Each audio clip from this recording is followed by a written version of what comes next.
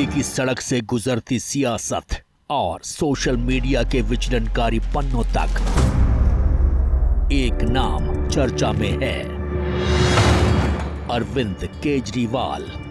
अंतरिम जमानत पर केजरीवाल की रिहाई से आम आदमी पार्टी के कार्यकर्ताओं का जोश हाई है, तो इंडिया गठबंधन में आम आदमी पार्टी के सहयोगी दलों के नेता भी दावों की डगर पर रफ्तार बढ़ाते दिख रहे हैं। में हमारा इंडिया गठबंधन का लहर है, कहीं किंतु परंतु नहीं रहा है,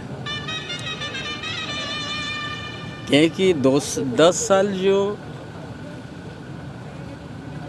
2014 से जो जुमलाबाजी किया है ना, एक भी कहीं सच साबित नहीं हुआ और उनका मुद्दा से हट के उन लोग को प्रचार करता है।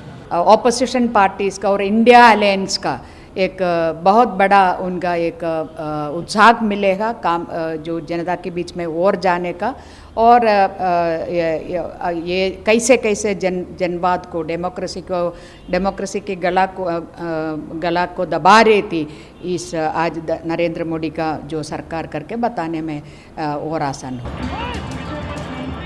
चुनाव के बीच में सियासी पिच पर केजरीवाल की एंट्री से माहौल पूरी तरह से बदल गया है।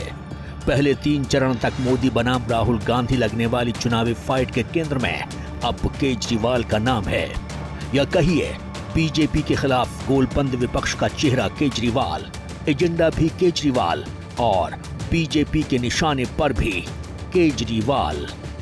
जो लोग मोदी जी से मिलने जाते हैं वो कई लोग हमें भी जानते हैं, वो बाहर आके हमें बताते हैं कि आपके बारे में सबसे पहले मोदी जी से जो भी मिलने जाता है सबसे पहले वो केजरीवाल की और आम आदमी पार्टी की 10 से 15 मिनट बात करते हैं। देखिए, सोचिए कि जिनके बाहर निकलते ही आंधी आ गई, यानी प्रकृति को भी क्रोध आ गया, तो सोचिए कि ये सोच सकते हैं कि कुदरत का कहर उनके ऊपर किस तरीके से नाजिल होगा।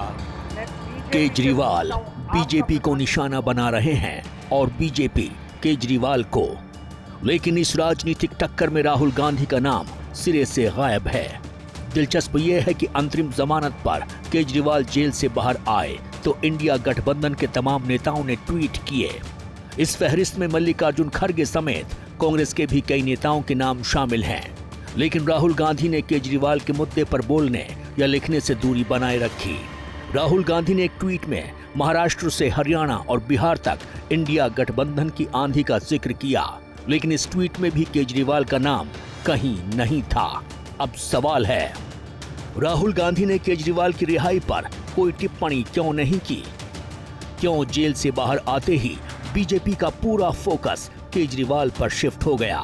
बड़ा चेहरा राजनीति का, भारतीय राजनीति का केजरीवाल बनकर के उभरे, लेकिन अभी परिस्थितियां बदल गई हैं, क्योंकि वो एक एंटी करप्शन क्रूसेडर के रूप में उन्होंने अपनी छवि गढ़ी थी। तो ऐसे में Arvind Kejriwal as a big political figure, उसमें डेंट लगा है।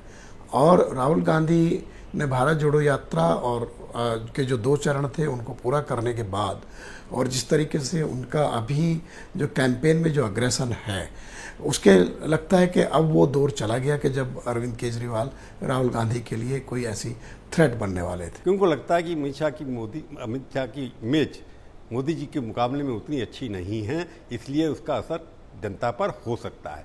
ये एक पॉलिटिकल स्ट्रैटेजी है जो केजरीवाल जैसा ही शातिर आदमी इस बात को सोच सकता है। आइडिया बड़ा क्लियर है कि मोदी जी केवल टेम्परेरी प्राइम मिनिस्टर हैं, Amit Shah permanent prime minister हैं। इस बात के ऊपर विश्वास कौन करेगा, ये दूसरी बात है, परंतु केजरीवाल ने नया एक शगुफा छोड़ दिया है, जिसके लिए बीजेपी डिफेंसिव पर आ गई है और अमित शाह जी ने इसके ऊपर पहले से ही भाषण दे दिया है। तो अपने पाले में ला करके लड़ाई लड़ना ये केजरीवाल जानते हैं, इसलिए उन्होंने बीजेपी को डिफेंसिव पे इश्यू पर लाकर खड़ा कर दिया, अगले 2 दिन का एजेंडा सेट कर दिया। चुनावी पिच पर केजरीवाल की एंट्री के साथ चर्चाओं से राहुल गांधी के आउट होने पर कई तरह की अटकलें लगाई जा रही हैं। ऐसा इसलिए भी क्योंकि अरविंद केजरीवाल के नेतृत्व वाली आम आदमी पार्टी महज 5 राज्यों की 22 सीटों पर चुनाव लड़ रही है। इनमें सबसे ज्यादा पंजाब की 13 सीटें हैं। जहां आखिरी चरण में 1 जून को वोटिंग होगी। दिल्ली की 4 लोकसभा सीट यहां 25 मई को वोटिंग होगी।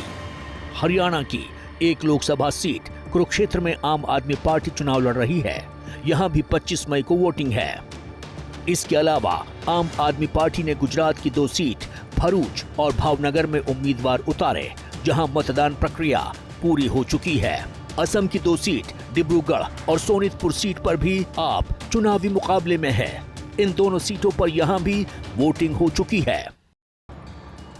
माना जा रहा है कि राहुल गांधी बीच चुनाव में जेल से बाहर आए केजरीवाल का नाम लेने से इसलिए भी बच रहे हैं क्योंकि राजनीति के राष्ट्रीय फलक पर केजरीवाल की चर्चा पहले से ज्यादा हो रही है।